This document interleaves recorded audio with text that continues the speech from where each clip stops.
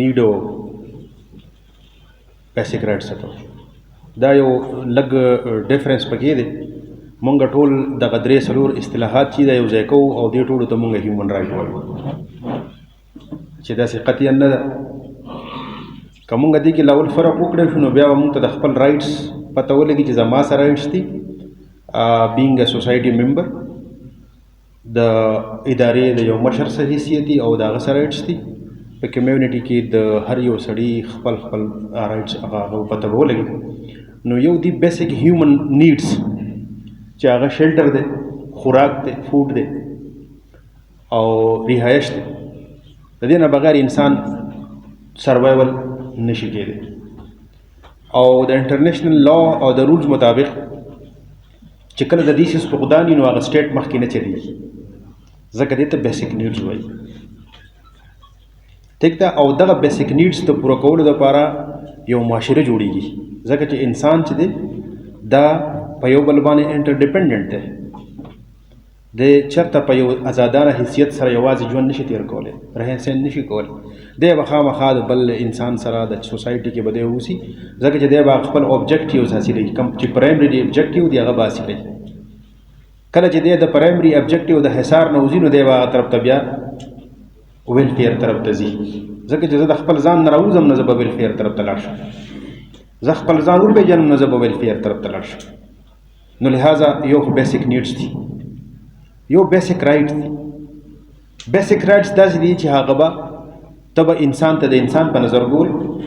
او د قرآن وینا ده، الله فرمایي چې ما انسانان او جنات نه دي پیدا کړي صرف د خپل عبادت دپاره. دلته د عبادت مقصد چېرته ګورئ کته کېده پورته کېده مونځ روژه دا نه دي، دلته عابد یاد کړی دی، عبادات یاد کړي دي.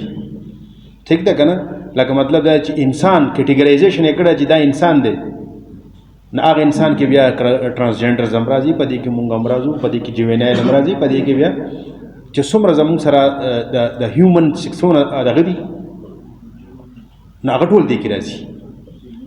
هغه الله پاک دې کې بیا هغه سپیسیفیکیشن نه دی ورکړی، صرف جنات ته چې کوم نه سپیسیفاید کړي دي چې دا جنات دي او دا انسانان دي. نو لہذا بیسک نیډس، بیسک رایټس دا ټول یو شی دا به هر چاله ورکو، که چې سټیټ وي، معاشره وي، د دې رایټ نه څوک دغه نشي کولی.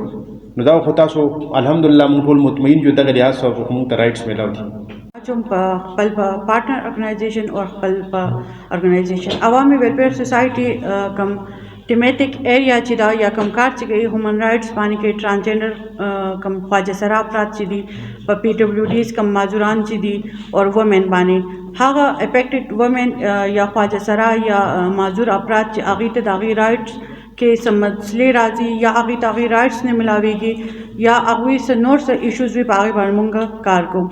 مونږ مختلف پروجیکټ سره کار کړی دی، پای کې یو ایس ایډ سره، جی آی زیډ سره، د یورپی یونین سره، ډېر یو این ډي پي سره، یو این سره، د چې مختلف پروجیکټ دي چې هغه مونږ په کړي دي.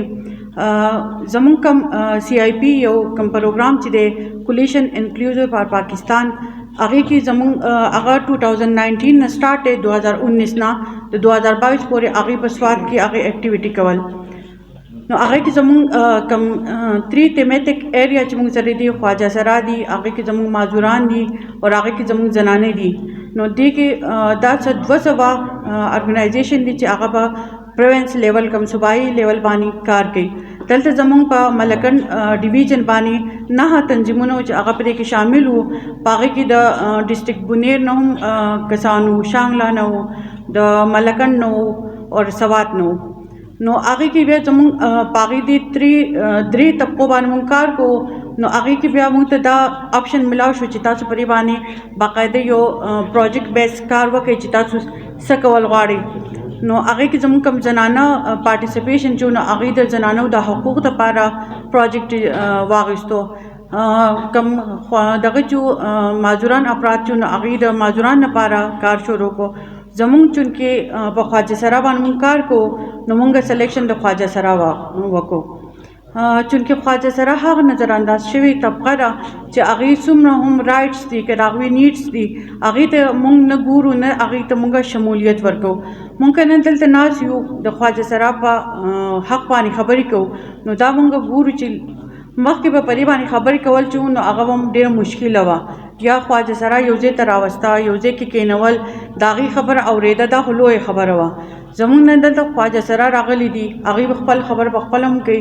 مونږ کوم ډپارټمنټ په دې کې راوستي دي هغوی به مونږ به دا غواړو چې کوم چارټر اف ډیمانډز زمونږ خواجه سره پیش کړي د هغې کوم مسلې چې دي هغې پیش کړي نو بیا به مونږ کم زموږ فورم چې دغه مونږ اوپن کوو او کم ډپارټمنټ چې مونږ راوستي دي د هغې نه مونږ امید دا ساتو چې هغې به خپل د ډپارټمنټ په ترو باندې څومره هم هغې خپل ډپارټمنټ په تلو د دوی هیلپ کولی شي نو هغه به کوي.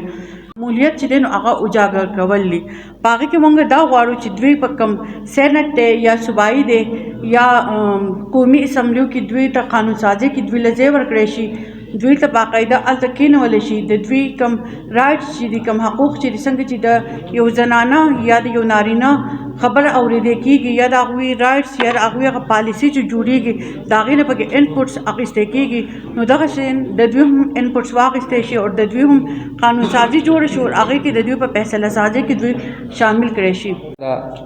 د چې نن موږ د کراس جینډر د حقوقو په نسبت د هغې د مسلو په نسبت دلته د ونډه کړې ده د دې خبرې نه انکار نشي کېدی دا یو حقیقت دی د دوی د وجود نه انکار نشي کېدی دا زموږ د معاشرې یوې حصه ده او د دې څومره حقوق چې دي هغه موږ له تسلیمول پکار دي ولې که فرض که موږ داسې وکړو چې د دې حقوقو نه موږ مخ واړو هغې موږ اګنور کړو نو دا معاشره بیا یو ښه معاشره نشي راګېدلی.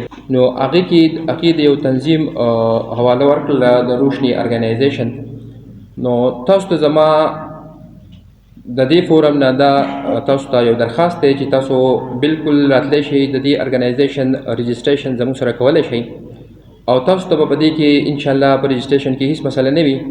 موږ په سوونو خلکو له رجسټریشن کړی دی نو تاسو ته به هم په دې رجسټریشن کې هیڅ قسمه مسله نه وي.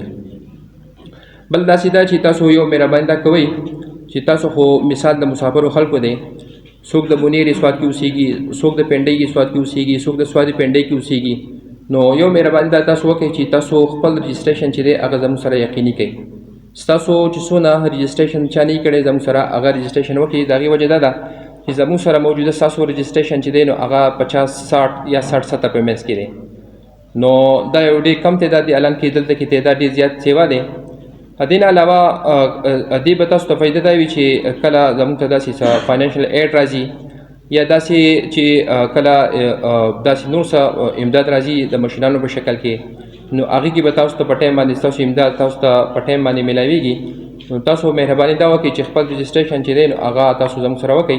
دې سره اسوسیشن یې اخیستې دي په بونیر کې په سوات کې پېښور او بنو کې هغوی د مشترکات ټرانسجنډر یو څو مطالبات خپل راوړي دي هغه مونږ کم لاین ډپارټمنټ چې دي مونږ ټولو ته وینا کړې وه محدین صاحب دلته ټولو ته ویلو چې کم راغل دي هغو ته یې مونږ وړاندې کړو چې په دې باندې مستقبل کې د دوی دپاره په دې باندې هلې ځلې شي او د دوی نه مسایل لږ کم شي. Coalition for inclusive Pakistan ये समझती है कि ख्वाजा सरा अफराद की मसाइल की बड़ी वजह माशरे में राइज इम्तियाजी रवि और फरसूदा अकायद है. ख्वाजा सरा अफराद के खिलाफ इम्तियाजी सलूक घर से शुरू होकर माशरा हुकूमती और सियासी जमातों तक हर जगह पाया जाता है. पाकिस्तान में ख्वाजा सरा अफराद के प्रोटेक्शन का वफाकी कानून तो मौजूद है लेकिन ख्वाजा सरा अफराद के ख़िलाफ़ होने वाली तशद्दुद और इम्तियाजी सलूक के हवाले से रवैयों में कोई तब्दीली नज़र नहीं आ रही है. इस सूरत हाल की पेश नज़र CIP ज़िल्लत अरबाब इक़्तिदार हुकूमत और सियासी जमातों के सामने दर्ज झैल मुतालिबात रखना चाहती है और हम उम्मीद करते हैं कि इस फोरम में शरीक उम्मीदवारान और नुमाइंदगान इक़्तिदार में आने के बाद इन पर दरामद के लिए कोशिश करेंगी. ख्वाजा सरा अफराद को माशरे की देगर अफराद की तरह इज़्ज़त और वक़ार से ज़िंदगी गुजारने की बराबर मौक़े फराहम होने चाहिए.